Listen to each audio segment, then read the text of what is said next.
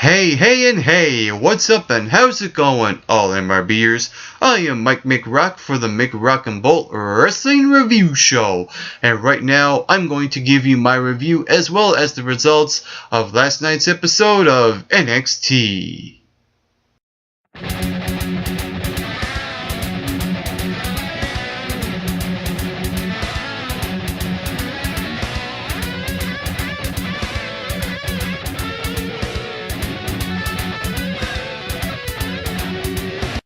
If there's one thing NXT can really do a really good job with it and can actually get away with it because it's a 1 hour show, it's the fact that they can actually put on a good Divas match and have it kick off NXT. I mean, you won't see it being done on TNA or on Raw. That would just look really terrible when it comes to structuring their type of shows because it's a much longer show. But with this show like NXT, which is only an hour, they can get away with it. They could put on a really good Divas match and they could have it kick off the show, and that's what this show did. It started with a Divas match between Emma versus Sasha Banks, and I thought even though this was a really short 4 to 5 minute match, they made the most out of it, and I really like Sasha Banks in this match and the little things she was doing in the ring when it comes to her psychology and etc. etc. So I really like Sasha Banks in this match. And as far as Emma goes, even though to me Emma gaining cheap momentum really served no purpose, I like that the WWE puts her on NXT in really good matches, and this is something that they should be doing in the WWE instead of having her being involved with things with Santina Marella. That's just flat out wrong, I think, in my opinion, and I think they need to change that quickly. Have her wrestle like this on NXT in the WWE.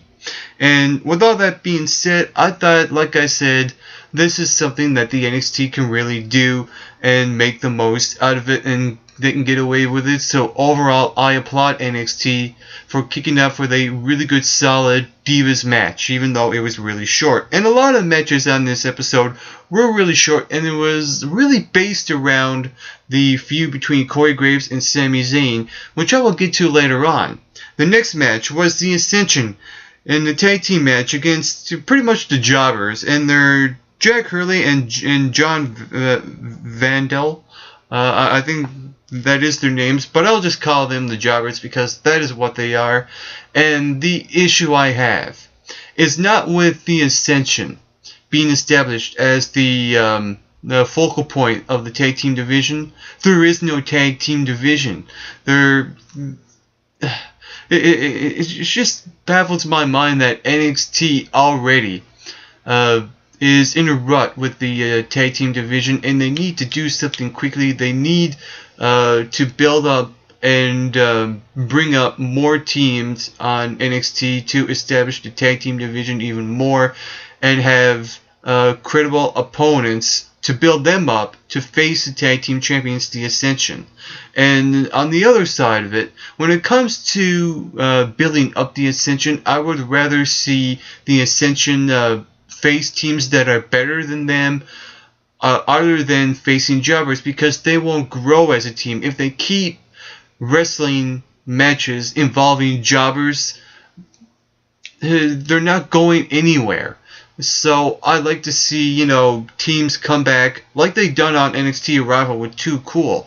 I would rather see stuff like that, and they can bring back even more teams that were from the Attitude Era to take on the Ascension and to help them become better in their wrestling and etc. etc. etc. So I would rather see that.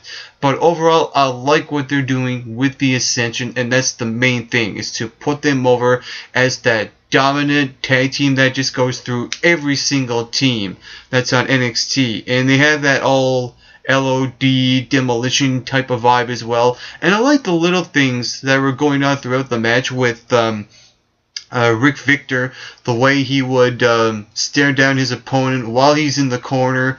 He's just waiting for the opponent to get up, and then he goes for the attack. The things like that I really do like as well. So like I said, the way that they portray the Ascension on NXT is something really good, and that's the main thing. But the other flip side of it is that they need more teams. Moving on, we get to see a match between Xavier Woods versus Brodus Clay, and this really caught me by surprise. Because what happened was that Brodus Clay pretty much squashed Xavier Woods. This was an all-out annihilation. And this is something that they should have done the moment they turned Brodus Clay heel on Raw, and they should have ran with it. Instead, they don't have him on TV, and I'm like, what was the purpose of that? There was none. But at least it happened here, and we're finally going somewhere with Brodus Clay. Even though I feel like this is a step back, it's a necessary reboot for him with the new music, and he came out with a new music and the new hat that he was wearing and stuff like that. But they need to step away from the whole Brodus Clay gimmick of being a Fuckosaurus, and they just need to come out with him as a monster heel. And they're doing that to an extent, but they think they need to change some things a little more. And I love how the way this match ended. Yeah, you have a couple of big moves. You have a monster heel. There's one thing that they're doing good already, is that they're using Brodus Clay a couple of more arsenal moves, like the powerbomb and like the big splash. Even though he's used that splash on the occasion weeks before, I like that they're establishing him as a monster this way by using big moves like that, like the big splash, like the powerbomb, for him to go over Xavier Woods. And what really caught me by surprise was after the match, he cut a promo and said that the WWE has took away everything that I had. My music, my Funkadactyls, etc., etc. So, and then he goes on to say that he wants to be the NXT champion. He wants to go Adrian Neville as a credible threat. He wants to be that credible threat to the NXT championship. And like I said, to me, this is a step back for Brodus Clay, and this really caught me off guard. And I'm like, okay, why does he want to go after the NXT championship? Because it would make more sense for Brodus Clay, who is an established WWE superstar on Raw and SmackDown, for him to go after another title on the main roster, like the WWE World Heavyweight Championship. It would make more sense if he'd done something like that. Instead, he goes for the NXT Championship. A little disappointing, but it's also necessary for him. I think, in my opinion, I don't think they should put the title on them. This is something that they should test the waters with Brodus Clay to see where this goes for him, with this new look for him, this new reboot, this new fresh gimmick for him. And I like to see more of that, and I like to see how this is going to play out as well with Adrian Neville. And then we saw backstage with the Adrian Neville interview, and this to me was probably one of the best promos he's actually ever done. To me, he improved here on the microphone in his backstage interview, and you can see a little bit of John Cena in there as well. And I like that he's finally learning about cutting promos when it comes to his talking ability. So at least they're giving the champion of NXT, the main champion, some substance, and to have him talk, even more, a lot better than he'd done a couple of weeks ago. Now, like I said, I don't know if they're going to go with Brodus Clay becoming the champion. I don't think they should. This is something they should test the waters for him before he goes back on the main roster. And that's, to me, will be okay. And I don't see him becoming the champion, become Adrian Neville's the squasher. So, to me, in my opinion, the way they should book this is that they should have just Brodus Clay keep squashing Adrian Neville until he comes back and wins the match, or he overcomes this big obstacle that's in his way, and that's how they should do it. Moving on, we get to see Yoshitatsu pretty much being the NXT resident jobber for the past few weeks. Save Yoshitatsu, hashtag. And he went one-on-one with Tyler Breeze, and this was a really short jobber squash match where Tyler Breeze went over. And I like that we got to see a little bit more of an intense Tyler Breeze here. But I still think he should do a little bit more gimmicky things with his character, like don't touch the face, don't touch the hair, stuff like that. But I like what they're doing with him on NXT. And going back to being with the Divas match with Emma and Sasha Banks, and like I said, Emma pretty much serving no purpose other than cheap momentum. There has been no word with Paige, and we finally get to see her in a backstage interview addressing the BFFs, and finally we're going somewhere with it. I think that Paige should be on TV a lot more because she is the NXT Women's Championship. It just makes logical sense.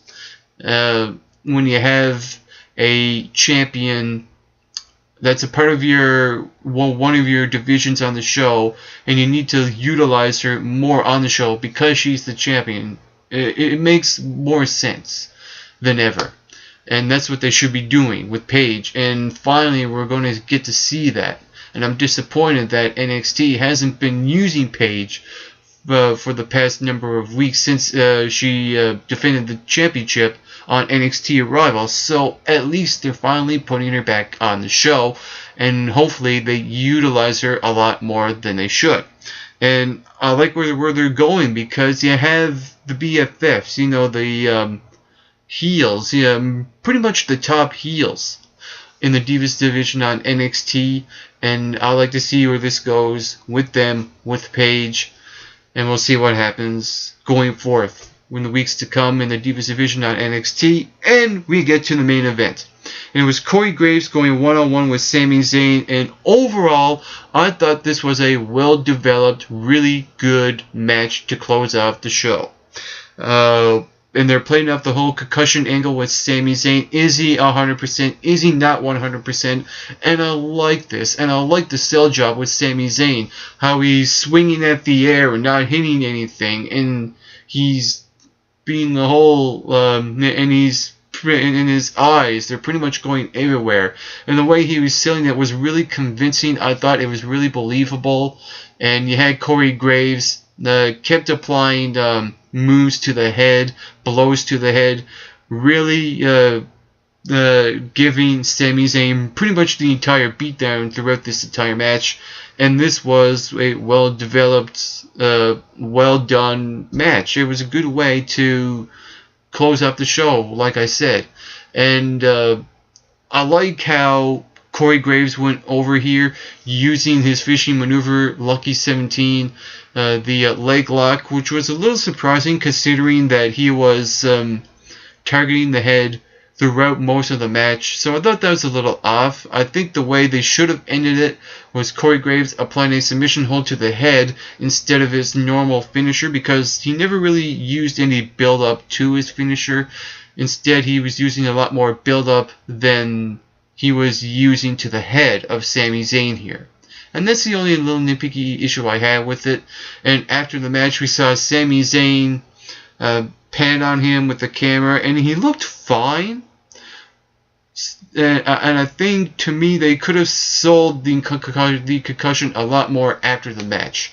And that's just another nitpicky issue I had. But overall, like I said, this was a really good match to close off NXT. I know I keep repeating myself over and over.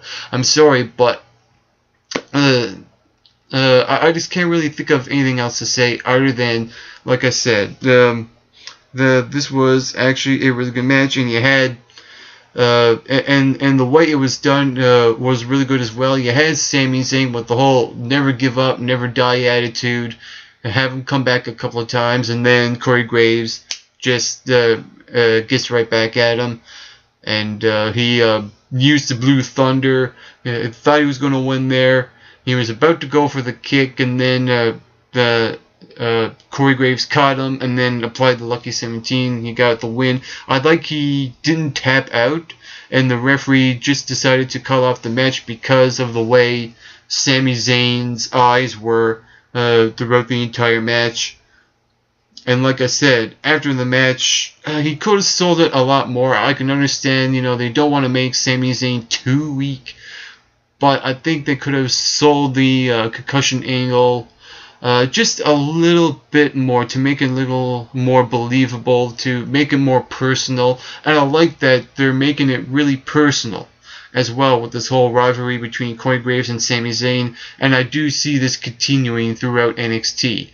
And overall, I thought this show was actually not half bad. It was better than last week's and the week before. Ever since that NXT arrival, and I was waiting for that good episode ever since then, and I think I got that here. And if you saw this episode of NXT, what did you think? Whatever you thought, comment below, let me know. While you're at it, you can follow MRB Wrestling on Twitter. You can hit that subscribe button down below this video, and you can like the Make Rock and Bolt Wrestling Review Show on Facebook. And on a final note to all you viewers watching, get plenty of rest and always do your best.